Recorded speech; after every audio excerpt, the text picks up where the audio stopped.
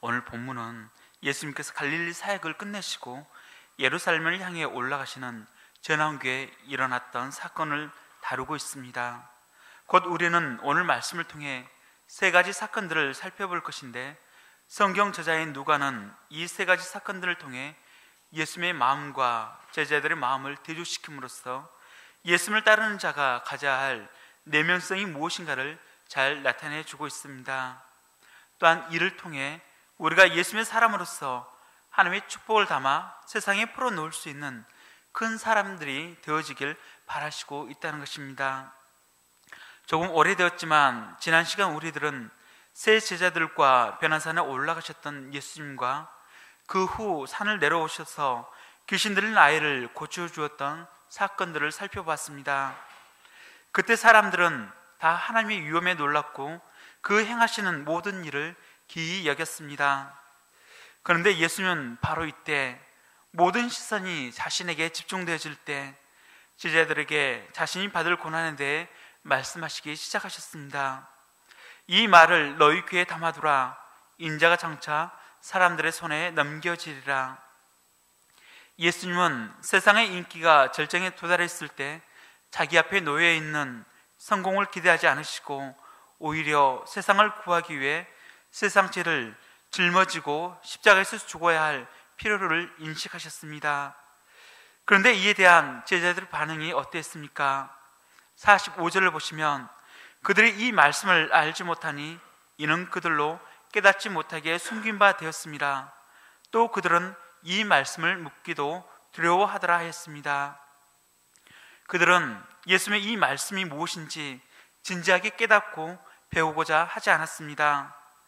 다만 한 가지, 예수님이 사람들에게 넘겨진다는 이 사실 자체가 두려웠습니다. 그것이 사실이라면 그들이 그동안 꿈꾸었던 미래가 사라지기 때문입니다. 그래서 제자들은 더 이상 이에 대해 알고자 하지도 않았습니다. 혹시나 하는 염려가 사실로 나타날까 봐 두려워 묻지도 않았습니다. 고난에 대한 말씀, 마음에 거리끼는 말씀에 대해서는 귀를 닫아버린 것입니다. 그렇게 예수님의 고난에 대해서는 무엇을 위한 고난인지, 누구를 위한 희생인지 묻고자 하지도 않았던 것입니다. 그러나 어떻습니까? 우리가 올바른 신앙 안에서 주의 길을 걷고자 한다면 우리는 그 말씀이 무엇이든 주의 말씀을 다 들어야 할 줄 믿습니다. 때로는 견디기 힘든 역경 속에서도 주님이 우리를 곳에 부르셨고 또 그 자리에 세우셨다면 우리는 그곳에서 역사하시는 하나님의 손길을 기대하며 인내해야 할 것입니다. 많은 사람들이 기독교를 축복의 종교로 여깁니다. 맞습니다. 기독교는 축복의 종교입니다. 우리의 삶을 변화시키고 꿈을 이루는 힘 있는 종교입니다. 그러나 2주 수요 예배 때 담임 목사님이 말씀하셨듯 우리가 복을 받기 위한 신앙, 즉 기복신앙에 우리의 믿음이 바탕해서는 안 된다는 것입니다. 왜냐하면 이것들보다 더 본질적인 것이 있기 때문입니다. 그것은 바로 십자가의 믿음, 신앙입니다. 곧 다시 말씀드리면 우리가 믿는 종교는 바로 십자가의 종교인 것입니다. 또한 기독교는 예수님의 십자가의 고난을 생각하며 그 길을 쫓는 종교입니다. 주님의 십자가의 은혜가 우리에게 값없이 주어졌다고 그 은혜와 사랑까지 결코 값싼 종교는 아닌 것입니다. No cross, no crown. 십자가 없이 영광이 없는 것입니다. 곧 십자가 뒤에 진짜 영광이 있음을 믿어야 하는 것입니다. 이는 변함없는 진리입니다. 그러므로 우리는 예수님의 말씀대로 고난의 십자가를 우리의 귀에 담아둬야 할 것입니다. 우리가 그리스도의 고난에 참여하라는 말씀을 들으며 실제적인 주님의 사람이 되어 그 길을 갈 수 있길 기도드립니다. 그럼 그 길을 걷기 위해 우리 가운데 어떤 내면성이 필요할까요? 아마 그 해답 중 일부가 오늘 본문의 사건을 통해 드러난 겸손과 관용과 온유 아닐까 싶습니다. 저는 오늘 이 세 가지 것을 여러분과 함께 나누고 말씀을 마치고자 합니다. 첫째, 겸손입니다. 46절을 보시면 제자 중에 누가 크냐 하는 변론이 일어났습니다. 참고로 오늘의 이 이야기는 다른 공관 복음서에도 그대로 기록되어 있습니다. 그만큼 오늘 이 사건이 주는 교훈이 우리에게 크다 할 것입니다. 가장 먼저 기록된 마가복음은 너희가 길에서 서로 토론하는 것이 무엇이냐 하는 예수님의 질문으로부터 시작합니다. 마태복음은 마가나 누가와 달리 제자들이 다투었다는 사실을 언급하지 않은 채 천국에서는 누가 크니까 하고 질문하였습니다. 이는 제자들이 지위에 대한 관심이 높았다는 사실을 간접적으로 확인할 수 있는 대목입니다. 또한 우리가 함께 살펴본 누가복음에 따르면 예수님은 어린아이 하나를 데려다가 곁에 세우시고 이렇게 말씀하셨습니다. 우리 다 같이 48절 말씀을 읽어보도록 하겠습니다. 48절 말씀입니다. 시작. 그들에게 이르시되 누구든지 내 이름으로 이런 어린아이를 영접하면 곧 나를 영접하며 또 누구든지 나를 영접하면 곧 나를 보내신 이를 영접함이라. 너희 모든 사람 중에 가장 작은 그가 큰 자니라. 아멘. 이처럼 제자들 사이에 누가 크냐 하는 다툼이 일어났음을 알 수 있습니다. 그런데 우리가 46절 말씀을 다시 한번 살펴보면 제자 중에서 누가 크냐 하는 변론이 일어나니 하였습니다. 여기서 변론이라는 것이 무엇입니까? 그것은 각자의 이유가 다 있다는 것 아니겠습니까? 각자 나름대로의 이유가 있다는 것입니다. 곧 그만큼 자신은 예수님께 헌신했으니 그만한 대가를 누려야 하지 않겠느냐는 타당한 이유를 마음에 품고 있었다는 것입니다. 베드로는 나름 수제자로서 예수님과 늘 함께하며 9제자와 달리 변호산에 올라갈 때에도 동행했다는 점을, 요한은 예수님의 가장 사랑하는 제자가 바로 자신이었다는 점을, 안드레는 오병이의 사건에서와 같이 믿음으로 순종했던 사람은 자신밖에 없었다는 점을, 가룟 유다는 그동안 예수님과 동행하며 제장을 맡아 헌신했다는 점을, 성경에 나타나 있지는 않지만 각 제자마다 자신이 다른 제자보다 더 높은 자리에 앉아야 할 타당한 이유를 마음속에 품고 있었다는 것입니다. 그럼 왜 이런 변론이 마음에 생겨났을까요? 이는 다른 사람과 자신을 비교하는 데서부터 시작된다 할 것입니다. 최소한 내가 그 분야에서는 당신보다 낫고 더 많은 헌신을 했다는 이유를 찾고 있었다는 것입니다. 그것에서부터 교만은 싹이 트는 것입니다. 이는 세상의 이치를 그대로 교회로 가지고 들어왔기 때문이라 할 것입니다. 사람들이 사는 곳에서는 어디서나 누가 크냐 하는 변론이 일어날 수 있습니다. 특히 권력욕이 강한 사람들이 모여 있을 경우는 더욱 그러합니다. 우리가 요즘 대통령 선거를 앞두고 각 후보들의 연설을 듣고 있지 않습니까? 거기에 보면 자신이 대통령이 되어야 하는 분명한 이유를 다 가지고 있습니다. 자신이 대통령이 될 수만 있다면 상대방을 향해 네거티브 선전을 퍼붓는 것도 주저하지 않습니다. 대통령 후보만 그러한 것도 아닙니다. 대통령 후보에 나올 사람들을 보좌하기 위해 각 당은 선거 조직을 만드는데 이 선거 조직도 누가 더 높은 자리에 앉느냐 서로 다툰다고 합니다. 왜냐하면 자신이 밀고 있는 후보가 대통령이 되었을 때 수고에 대한 그 대가를 기대해 볼 수 있기 때문입니다. 그런데 이러한 세상의 정치적 성향이 교회에서도 존재한다는 것입니다. 우리 교회는 그렇지 않지만 우리가 예수 그리스도 십자가 은혜를 잊어버렸을 때, 우리가 높임을 받으려 교만해졌을 때 우리 안에도 이러한 다툼이 일어날 수 있다는 것입니다. 우리 모두는 예수 그리스도의 몸된 교회 안에서 각자 수행해야 할 여러 가지 임무, 직책들이 있습니다. 곧 우리들은 각자 하나님께서 주신 은사를 발휘하여 교회의 유익을 위해서 각자 맡은 임무에 충성함으로써 하나님께 영광을 돌려야 합니다. 교회 안에서의 임무는 세상 모임에서의 임무와 달리 서로 비교하여 우월감이나 열등감에 빠질 성질의 것이 아닙니다.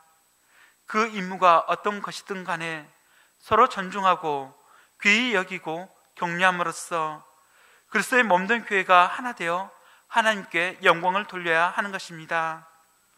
그러하기에 여러분, 우리의 수고와 헌신을 남들이 알아주지 않는다 실망하지도 또한 자랑하지도 마시기를 바랍니다.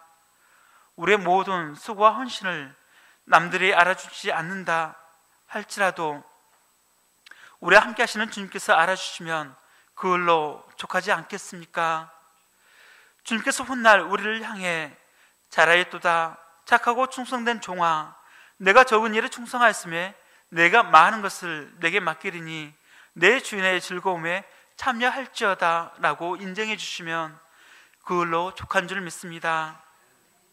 여러분 사람에게 인정받는 사람보다 주님께 인정받는 주의 사람들이 되어지기를 소망합니다. 그래서 우리 교회는 예수 그리스도의 겸손과 십자가의 은혜를 가슴에 새기며 살아가는 그러한 교회가 되어지길 이 시간 소망합니다. 그런데 어떻습니까? 제약된 인간들이 모였기 때문에 누가 크냐 하는 문제는 교회에서도 끊임없이 일어날 수 있습니다. 이런 문제로 인해 교회 안에서도 분쟁과 분열과 다툼이 쉼없이 일어나는 것입니다. 다시 한번 말씀드리면 세상에서 말하는 누가 크냐 하는 문제는 자기를 높이고자 하는 교만에서 생겨납니다. 이에 대해 잠언 16장 18절에서는 교만은 패망의 선봉이요 거만한 마음은 넘어짐의 앞잡이니라 말씀하고 있습니다. 모든 죄 가운데 교만만큼 무서운 죄는 없다고 합니다. 교만은 인간의 본성 속에 깊숙이 뿌리박고 있는 죄이기 때문에 좀처럼 근절되지 않습니다. 겸손해졌다고 생각했는데 어느새 자기도 모르게 고개를 들고 나타나는 게 바로 교만인 것입니다. 내가 겸손해졌다고 생각하는 그 의식 속에 교만이 숨어 있는 것입니다. 그렇게 이 교만은 지위가 높은 사람이나 부유한 사람에게만 있는 것이 아니라 우리 모든 사람에게 있다 할 것입니다. 어느 누구도 예외가 없는 것입니다. 십자가를 앞두고 계신 예수님은 제자들의 마음속에 변론하는 것을 아셨습니다. 그리고 어린아이 하나를 데려다가 자기 곁에 세우셨습니다. 예수님은 제자들 가운데서 누가 크다고 서열을 정해주시는 대신에 작고 보잘것없는 어린아이를 향한 예수님의 마음과 하늘 아버지의 마음이 어떠하신지를 말씀해 주셨습니다. 당시 어린아이는 어떤 존재였습니까? 여자와 함께 수에도 들어가지 않을 정도로 무시당하고 소외된 존재가 바로 어린아이였습니다. 아무것도 가진 것이 없고 아무것도 스스로 할 수 없는 지극히 작은 자가 어린아이와 같은 존재였던 것입니다. 예수님은 그런 아이를 세우시고 누구든지 내 이름으로 이런 어린아이를 영접하면 곧 나를 영접하며 또 누구든지 나를 영접하면 곧 나를 보내신 이를 영접함이라 말씀하셨던 것입니다. 예수님은 당신의 이름으로 이런 어린아이를 영접하라 하였습니다. 나의 명예와 의를 위하여 자신의 이름으로 영접하는 것이 아니라 주님을 섬기듯 주님의 이름으로 이런 어린아이를 영접하라는 것입니다. 영접의 의미가 손님을 맞아서 대접하는 것이라는 뜻과 같이 주님께서 겸손히 낮아져 우리의 두 발을 씻기셨듯 상대방이 어떤 존재이든 그가 연약하든 무지한 자이든 내게 아무런 유익이 없다 할지라도 주님의 이름으로 맞이하고 풍성히 대접하라는 것입니다. 그러면 그것이 바로 예수님을 영접하는 것이라 말씀하셨습니다. 또한 더 나아가 예수님을 영접하는 것이 예수님을 보내신 하나님 아버지를 영접하는 것과 같다 하시는 것입니다. 결국 어른아이와 같은 자를 영접하는 것은 그 마음에 하나님 아버지를 영접하는 것과 같은 것입니다. 그렇게 이는 우리의 직분이나 위치의 문제가 아닌 것입니다. 그것은 우리의 내면의 문제, 겸손과 관련된 것입니다. 제자들의 발을 씻기셨던 예수님처럼 우리가 겸손히 낮아지지 않고서는 어린 아이와 같은 자를 영접할 수 없는 것입니다. 여러분, 그럼에도 여러분의 수고와 헌신을 남들이 알아주기를 바라십니까? 물론 우리가 우리 자신을 낮은 자와 같이 낮추는 것은 쉽지 않습니다. 자기를 낮추면 아무것도 아닌 자가 되는 것 같고, 무시당하는 것 같고, 자기 존재가 없어지는 것 같습니다. 그러나 지금 저는 여러분께 자존감을 낮추라 말하고 있는 것이 아닙니다. 자존감이 낮은 자는 자신을 낮추는 게 더 어렵습니다. 오히려 하나님 앞에 자존감이 높은 자가 더 자신을 낮출 수 있습니다. 왜냐하면 날 향한 주님의 십자가의 은혜가 어떠한지 깊이 만난 사람이기 때문입니다. 그렇게 여러분, 우리는 우리 자신을 겸손히 낮추는 데 우리의 모든 노력을 다해야 할 것입니다. 물론 쉽지 않습니다. 그러나 그럼에도 우리가 포기치 않고 도전해야 하는 이유는 누가복음 14장 11절에 무릇 자기를 높이는 자는 낮아지고 자기를 낮추는 자는 높아지리라 예수님이 말씀하셨기 때문입니다. 또한 이를 통해 우리가 어린 아이와 같은 자를 영접할 수 있기 때문입니다. 우리는 이러한 내면성을 위해 더한 수고와 헌신을 해야 할 줄 믿습니다. 또한 예수님께서 이를 위해 우리보다 앞서 이 길을 걸어가셨습니다. 그리고 그분이 친히 본을 보여주셨습니다. 사도 바울은 이런 예수님의 겸손을 다음과 같이 묘사했습니다. 우리 다 같이 빌립보서 2장 6절에서 8절 말씀을 읽어보도록 하겠습니다. 시작. 그는 근본 하나님의 본체시나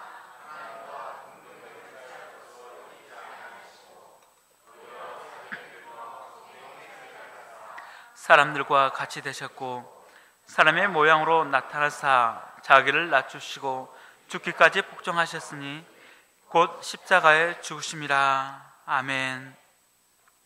예수는 그 본체가 하나님으로서 하늘나라의 권세와 영광, 존귀와 위엄으로 옷 입으신 분이십니다. 그러나 죄인인 우리들을 구원하시기 위해 자기를 비워 육신을 입으셨습니다. 또 인간들 중에서도 군림하는 왕으로 오시지 않으시고 섬기는 종으로 오셔서 냄새나는 우리들을 섬기셨습니다. 그러나 어떻습니까? 예수님은 가장 겸손한 분이셨지만 가장 위대한 분이 되셨습니다. 그 예수님께서 어린 아이와 같은 자를 지금 영접하라 말씀하시는 것입니다. 그러할 때 너희 모든 사람 중에 가장 작은 그가 큰 자가 된다 하시는 것입니다. 예수님은 우리가 세상 속에서 작은 자가 되길 바라지 않으십니다. 오히려 큰 자가 되길 바라십니다. 그러나 그 큰 자의 모습이 세상이 추구하는 큰 자의 모습과는 너무나 다른 것입니다. 그러하기에 예수님께서는 제자들 사이에 누가 크냐 하는 다툼이 있을 때 그들 사이에 서열을 정해주신 것이 아니라 하나님 안에서 큰 자의 모습을 나타내 보여주신 것입니다. 곧 예수님이 보이실 때 가장 큰 사람은 세상에서 말하는 서열 경쟁에서 가장 많은 사람을 누르고 이긴 사람이 아니라 예수님의 마음으로 낮아지고 낮아져서 어린 아이와 같은 자를 품고 영접하는 자를 말한다 할 것입니다. 예수님께서는 말씀하셨습니다. 너희 중에 누구든지 크고자 하는 자는 너희를 섬기는 자가 되고 너희 중에 누구든지 으뜸이 되고자 하는 자는 모든 사람의 종이 되어야 하리라. 인자가 온 것은 상급을 받으려 함이 아니라 도리어 섬기려 하고 자기 목숨을 많은 사람의 대속물로 주려 함이니라 하였습니다. 스스로 자신을 종과 같이 겸손히 낮추고 모든 사람을 섬길 수 있는 사람이라면 바로 그 사람이 주님이 말씀하시는 큰 자와 같은 사람인 것입니다. 여러분, 이 겸손은 직분과 상관이 없습니다. 꼭 직분이 있어야만 겸손해져야 하는 것은 아닌 것입니다. 평신도이든 집사든 목회자든 교회의 주인이신 예수님이 보실 때 우리가 갖고 있는 직분이 큰 사람이 큰 자가 아니라 스스로를 낮추고 모든 사람을 섬기는 사람이 가장 큰 사람이라는 것입니다. 그렇게 겸손의 자리로 내려간다는 것은 결코 쉽지가 않습니다. 그러나 그럼에도 저는 여러분들이 겸손해지시길 바랍니다. 왜냐하면 그 안에 하나님이 주시는 축복이 있으며 그 사람이 바로 주님이 인정하시는 큰 자가 되어지기 때문입니다. 우리가 잘 알다시피 이삭을 낳기 전 아브라함은 자식이 없었습니다. 그러나 그러한 아브라함을 열국의 아비라는 뜻의 아브라함으로 하나님이 바꾸어 주셨습니다. 아브라함은 그저 자식 하나 얻기를 구하였지만 하나님은 열국의 아비가 되는 비전 속에서 큰 자로 그를 부르신 것입니다. 저는 하나님이 우리 한 사람 한 사람을 주님의 품으로 부르실 때 우리 역시 그러하리라 믿습니다. 결코 소망 없는 자로 부르시지 않으시고 소망 중에 우리를 큰 자로 부르셨다 믿습니다. 그렇게 우리의 겉모습, 사람들의 보기에 겸손할 수 있으며 겸손한 사람이라고 칭찬을 들을 수도 있습니다. 그러나 인간적인 겸손은 참된 겸손이 아닙니다. 이는 하나님께서 보실 때 겸손을 가장한 위선이 될 수 있으며 또한 교만일 수 있습니다. 참된 겸손은 거룩하신 하나님을 만나 죄인된 자신을 발견할 때 가능하다 할 것입니다. 이런 사람은 하나님 앞에서 자신이 얼마나 비참한 죄인이었는가를 잘 알기 때문에 다른 사람을 대할 때도 의인의 심정으로 대하지 아니하고 똑같이 용서받는 죄인으로 영접하게 될 것입니다. 아브라함이 되어 겸손히 하나님의 말씀에 순종하였듯 우리 역시 참된 겸손으로 주님의 말씀을 따라 섬기는 그러한 섬기는 자로 한 사람 한 사람 세워지길 이 시간 소망합니다. 두 번째, 여러분과 나누고 싶은 것은 관용입니다. 하루는 요한이 어떤 사람이 예수님의 이름으로 귀신을 쫓아내는 것을 보았습니다. 우리 다 같이 49절 말씀을 읽어보도록 하겠습니다. 49절 말씀입니다. 시작. 요한이 여짜오되 주여 어떤 사람이 우리 함께 따르지 아니하므로 금하였나이다. 요한은 놀라운 사건 하나를 발견하였습니다. 그것은 자신들과 함께하지 않는 자가 주의 이름으로 귀신을 쫓아내는 것을 보게 된 것입니다. 이는 요한에게 상당히 충격적인 일이었나 봅니다. 왜냐하면 주의 이름으로 귀신을 쫓아내는 일은 예수님의 제자인 자신들만의 전유물로 생각하였기 때문이었습니다. 그래서 그는 즉시 그 활동을 못하도록 금하였습니다. 하지만 예수님은 이런 그에게 무엇이라 말씀하셨습니까? 금하지 말라. 너희를 반대하지 않는 자는 너희를 위하는 자라 하셨습니다. 예수님은 제자들이 우리만 옳다는 독성과 좁고 편협한 마음을 버리고 다른 사람들에 대해 관용을 갖기를 원하셨습니다. 이는 각기 다른 모든 사역자들을 소중히 여기시는 주님의 마음을 알 수 있습니다. 너희를 반대하지 않는 자는 너희를 위하는 자니라. 이는 예수님의 이름으로 일하고 있는 모든 사역자들이 주님의 나라를 위해 일하는 동역자들이라는 것입니다. 곧 나와 다른 사람들을 인정하고 존중할 수 있는 관용의 마음을 품길 바라시는 것입니다. 오늘날 전 세계적으로 개신교 교단의 수가 2만여 개가 넘는다고 합니다. 그리고 그 중에 우리나라의 크고 작은 교단, 군소교단을 합하면 1000개가 넘습니다. 모두 주의 나라를 위해 열심히 헌신하고 복음을 전하고 있습니다. 그런데 우리와 함께하지 않는다고 너는 틀리고 우리만 맞다고 한다면 오직 하나의 교단만이 옳다는 이론이 성립됩니다. 그러나 그렇지 않습니다. 함께하지 않을 뿐 모두가 주를 위해 헌신하고 수고하고 애쓰고 있습니다.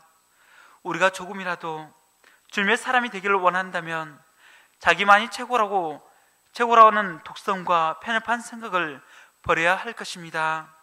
이것은 우리가 주님의 종으로서 가져야 할 자부심과는 분명히 구별되어져야 할 것입니다. 곧 독서는 우리 자신을 배타적이고 편협하게 만들며 비뚤어진 길을 걷게 만들 수 있지만, 우리가 내 자신을 인정하듯 상대방을 인정하는 관용의 마음을 갖게 될 때 우리는 수많은 믿음의 동력자를 얻게 되는 것과 같습니다. 셋째, 여러분과 나누고 싶은 것은 온유입니다. 예수님께서 십자가의 죽음을 굳게 결심하시고 예루살렘으로 올라가는 길이었습니다. 그때 보통의 경건한 유대인들은 사마리아 땅을 밟으면 보정을 탄다고 생각하여 그 지방을 피해 우회하는 길을 택하였습니다.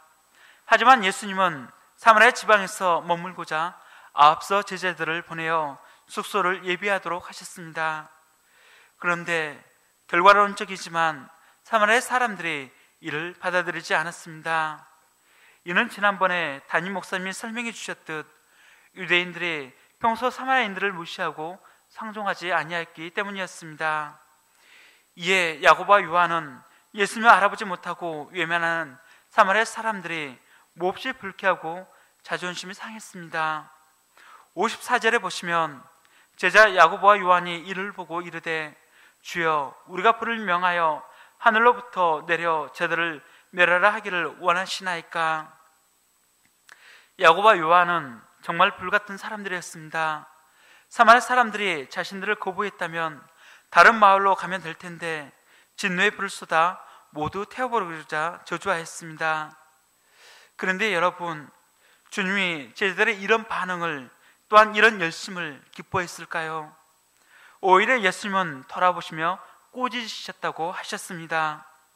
주님을 위해 우리가 열심을 내는 것도 좋습니다.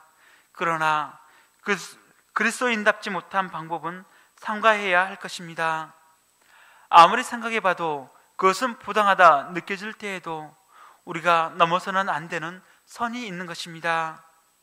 지금 예수님은 우리 모두의 죄를 위해 십자가를 감당하러 예루살렘으로 향하는 중이었습니다. 자신의 생명을 대속제물로 드림으로 우리 모두를 살리시기 위해 고난의 길을 걷고 계신 것입니다. 우리가 무엇을 위해 신앙생활을 하고 복음을 전하는지 바라보시길 바랍니다. 설령 우리가 전하는 복음을 받아들이지 않는다 할지라도 하나님 나라는 결코 폭력이나 혈기를 통해 전해지는 것은 아닌 것입니다. 주님의 온유함을 닮아가는 여러분이 되시기를 소망합니다. 말씀을 맺도록 하겠습니다. 하나님은 우리가 큰 사람이 되기를 바라십니다. 곧 작은 자가 아닌 큰 자가 되기를 바라십니다. 그런데 그 큰 자가 되어야 할 우리의 모습은 주님이 주시는 축복을 온전히 감당하기에 너무나 작은 자의 모습으로 살아가고 있을 때가 많습니다. 곧 세상 속에서 사람들이 추구하는 큰 자의 모습이 아닌 주님이 주시는 축복을 온전히 세상 가운데 풀어놓을 수 있는 큰 내면의 사람이 되기를 주님은 우리 가운데 바라십니다. 그러기 위하여 우리는 오늘 우리가 나누었던 세 가지 측면에서 우리의 모습을 되돌아보고 점검하며 주님의 길을 뒤쫓길 소망해 봅니다. 첫째는 주님의 낮아심과 같은 겸손입니다. 둘째는 믿음 안에서의 관용입니다. 셋째는 배척하는 자들에 대한 우리의 온유함입니다. 우리가 이 예수님의 성품을 배워나갈 때 우리는 그분이 주시는 축복을 세상 가운데 풀어놓는 큰 자가 되어질 줄 믿습니다. 저는 여러분 모두가 이러한 큰 자가 되어지길 소망하며 말씀을 마치도록 하겠습니다. 아멘. 시간이 됐기 때문에 우리 48절 말씀 읽고 제가 기도하고 마치도록 하겠습니다. 48절 말씀입니다. 시작. 그들에게 이르시되 누구든지 내 이름으로 이런 어린 아이를 영접하면 곧 나를 영접함이요 또 누구든지 나를 영접하면 곧 나를 보내신 이를 영접함이라. 너희 모든 사람 중에 가장 작은 그가 큰 자니라. 아멘.